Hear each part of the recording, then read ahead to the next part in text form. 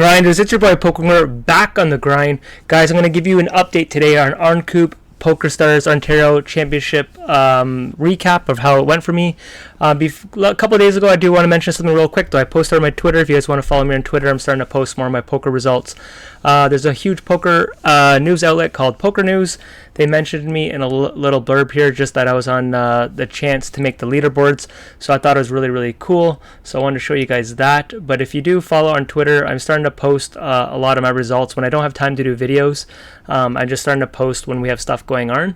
So you can check out that. So recap quick though, guys, before I show you this crazy spot here. I don't know really where to start.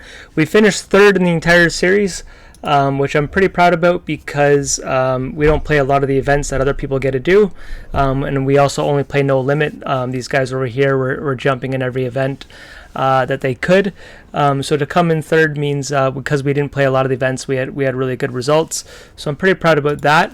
It's a bit of bittersweet though, guys, and I'm going to show you why. And I'm really just drained out, so I'm taking some time off away. Tonight's the first night after Oncoop, and even before I show you that, this is how much discipline by saying taking the night off. Just a quick side note before we get started. Today is the daily 500. It is a $12,000 pay, and there's only 4 people in it right now. This overlay is insane, and there's one good player in it. So it's pretty crazy right now that I'm not playing that. But my body needs some rest. Okay, guys, this tournament here on the top right here was the final table day 2 event of a $1,000 tournament. It was $28,000 to win it. Table 1 was the main event up here in the top left. That was to win $35,000 and to go to Vegas for a trip. But this one here, guys, it stopped when we got to the final table to start day 2, and we had a one night to wait. And I was in second place. So first place was $28,000, second was $21,000, and so forth. And you know, I've played a lot of the final. These are definitely some good players here. I don't need to point some of them out, but overall, I've played a lot of the daily 500s that have harder final tables than this. So all night, I thought I was going into a really good spot, especially because we have quite a bit of big blinds. We weren't all really shallow, so it was a really good spot. Some of these spots are pretty standard. I'm not going to show every hand. But this, I end up changing the layouts here. But here, even to start off, we're already 6-9. We have ace queen. I kept getting these hands where I'm supposed to play, and some flops weren't working out for me the best. I think I took this hand down. But I am going to, when I have more time this weekend, I want to watch this final table and try to learn from it. Is it just a situation that happened? Could I avoided some spots? I'm sure there was some problems. So I do got to rewatch that, and it'd be cool to get some feedback. But I just kind of want to. Oh, here's the payouts just to show you. I just saw it pop up there. Oh, of course, I take it away. Okay, so here's the payouts. $28,000 for first, $21,000, $16,000, $12,000, $9,600, $7,300, $5,600, $4,300, $3,600. So one thing I was going into this tournament is I've had a lot of tournament poker success this year on Pokerstars, and a big reason of that is of putting on pressure in spots where, you know, majority of the field tightens up. You know, obviously learning how to play, but in tournaments and pay jumps, the ICM, and there's building up pressure. So there's times you're going to punt off stacks doing that, but you're going to win more tournaments too by overall being more of the aggressive player, right? But I do want to get, here is the, I was already in the daily 500 up there. I lost the other tournament, the main event. I lost two all-ins. I was ahead in both of them, and we lost 2 all-ins to get out. Here is against the chip leader, and looking at this, oh, it wasn't the chip leader. Here's the chip leader. Ace 5 here against this. See, I'm already this. I shouldn't even defended that, I don't think. And putting these, yeah, I'm already tilted seeing that. Sorry, I don't know what's going on here. Oh, I erased all that. Sorry, guys. Yeah, clearly I gotta watch that. I gotta watch this because I don't even think that was a defend. Side note, going into this, I only had about 3-4 hours of sleep the night before because it was up really late. I had to get up for work the whole day, and then come home and play the day 2. So we went into it with very little sleep, but that's part of being a part-time player while juggling a job and all that. But I'll show you the hand that we got out on. As you can't tell, we didn't win it. We were 7 of 8 laddering up, so I was pretty I wasn't even really rattled when I was playing through it. A lot of it seems pretty standard spots. It was just seeing you go from second to right to the bottom. But even though we're 7 of 8, we're all kind of close besides the chip leader. And the chip leader wasn't really playing like a chip leader for most of the tournament. Either he was the worst card dead I've ever seen a chip leader, but when he had this much chips, when a lot of us didn't, he was hardly 3-betting, hardly raising. It was actually pretty crazy to see. I think he was really happy just to let people ladder up. And I was recording, talking to myself during this, and if I would have had his stack with who was beside us, I would have been playing a lot different than he was playing. But doesn't mean I'm right or wrong, but I didn't think he was playing the way you would see a lot of chip leaders play. As we're wrapping this up, just to end this off, you'll see some spots here.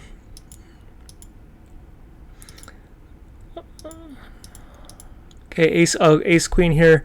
I did go for a jam. This was under the gun razor. A guy just flatting here. It's very close because he could be inducing and he could be playing tight because the chip leader here, if he 3-bets, the chip leader could 4-bet him very, very wide, knowing he's going to put on max pressure. So he's actually supposed to have a pretty big limping range here. Even like jacks and queens can sometimes limp. He doesn't need a 3-bet. He could get some of these guys, let's say he limps with kings and these guys shove, then it's an easy call. But if he does a lot of 3-betting to put pressure on this guy can just really, really open up 4-bets. And if we all fold, he's not supposed to call too much. So this is actually kind of risky doing this, but I did go for it. And we got it by. Here, guys, we have pocket 10s here. So you can let me know if you think it's just a cooler standard spot. Would you have done it? I've thought about it all day, but I haven't actually seen it. I thought we were 21 big blinds, so we're 25 big blinds. We go for a min raise here. And side note, the player you're about to see here, I had labeled the most aggressive player on the table. Doesn't mean he's not good. He's definitely a good player, but I also knew he was the most aggressive player going into this final table. And he's right here, and he gets the 3-bet. So now I'm in a spot here, guys. So because of ICM, I don't mean to just show his stats to everyone, but you can see them and just see what I was fully factoring. I'm sure kind of doesn't matter. He has like a 14% 3-betting range, which is on the higher side you're going to see.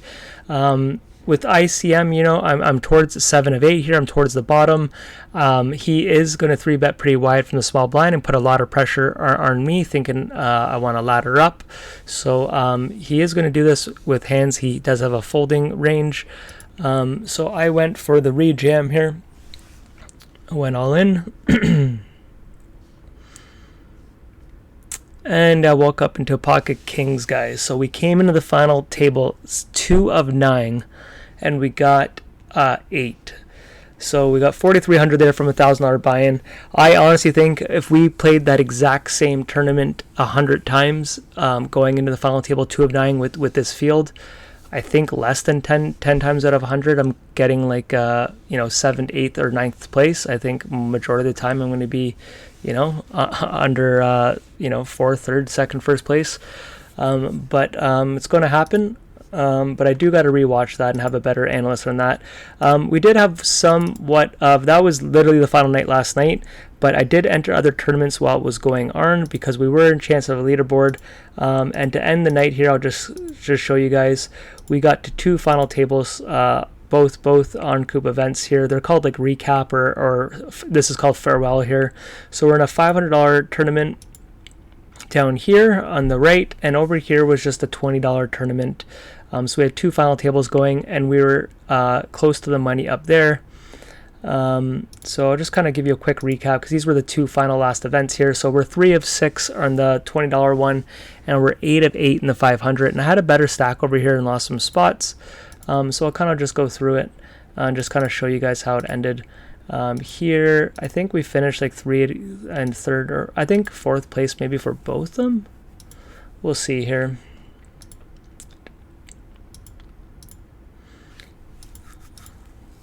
Here's ace king into the button there. He folds.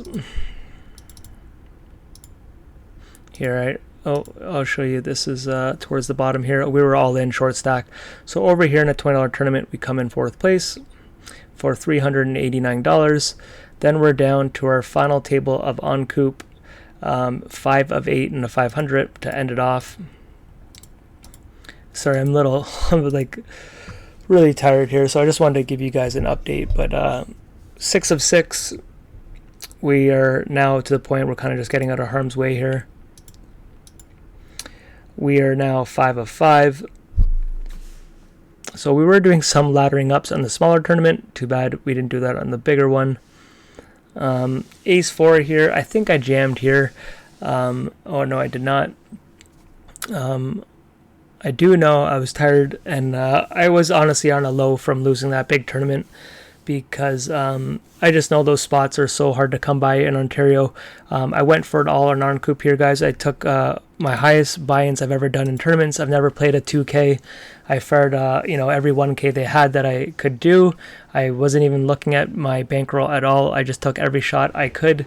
Didn't matter if I was late regging or what. I just kept firing bullets and hoped for the best.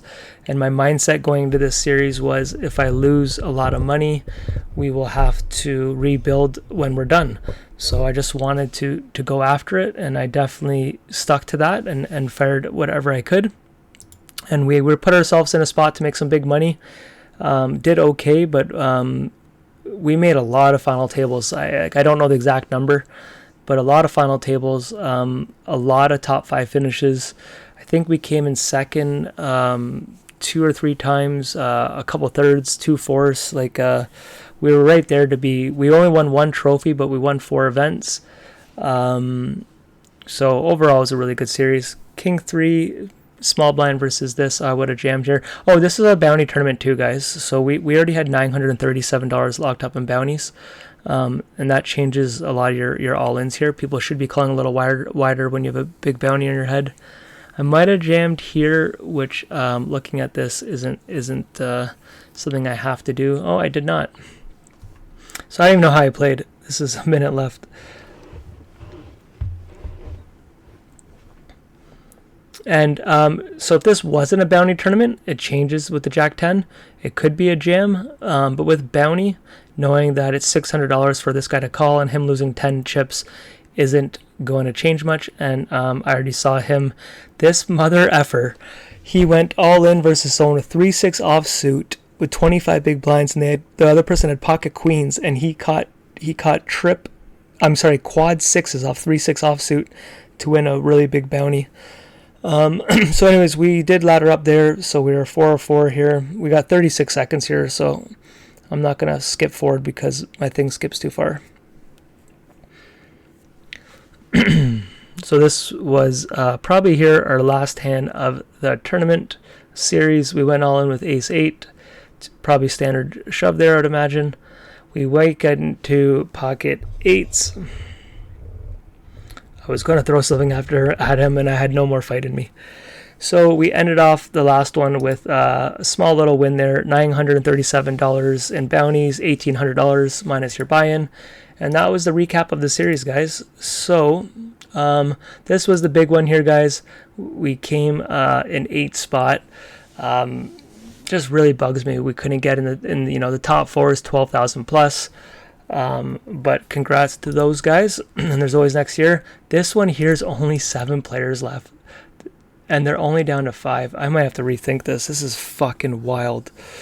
Oh, I'm so tired.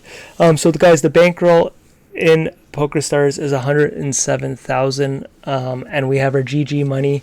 Next video, when I'm well more rested, I'm going to tell you my plans going forward.